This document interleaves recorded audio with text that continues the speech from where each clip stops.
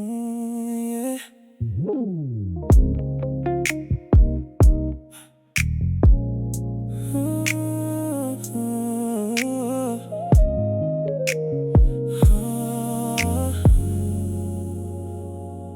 Sa mga Angelo TV, son, ikaw pa rin.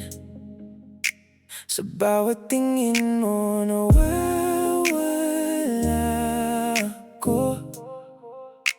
Tahimik lang ako pero alam mo yan. Kapag lumapit ka, bumibilis ang puso.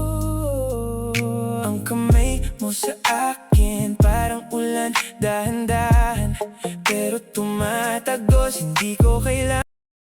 So hello mga ka-idol, nandito tayo mga ka-idol. Ako pala si Angelo TV Son, taga Barangay Malbog. So ito po yung resort niyo, 500 pa rin na babayaran nyo.